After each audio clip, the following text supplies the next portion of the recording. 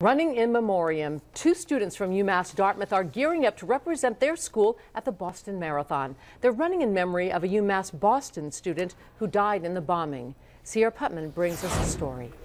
And this is the former UMass-Boston student that these two students are running in memoriam for. And they did not know her, but they're hoping that this year's event will help everyone move forward. In about 2 weeks, UMass-Dartmouth students Renee, Laurencelle, and Karstunen will be back in Boston for the 2014 Boston Marathon.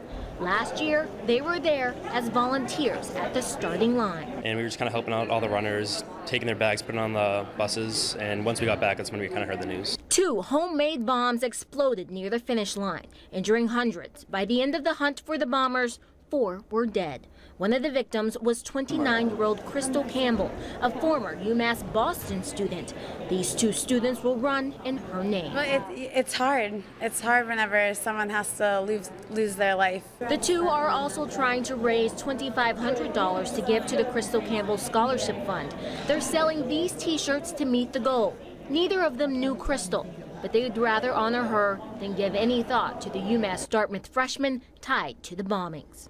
Days after the marathon last year, the entire campus was shut down as authorities learned one of the suspects was a student here. Well, actually kind of hit closer than I thought it would, because I wasn't expecting that, obviously.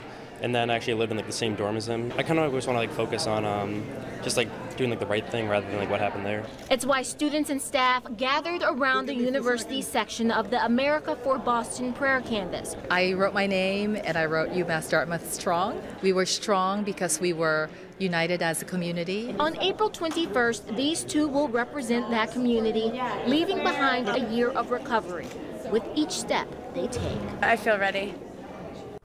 And both students are part of UMass-Dartmouth's cross-country team, but this is their first time running the Boston Marathon. Cierra Putman, NBC 10 News.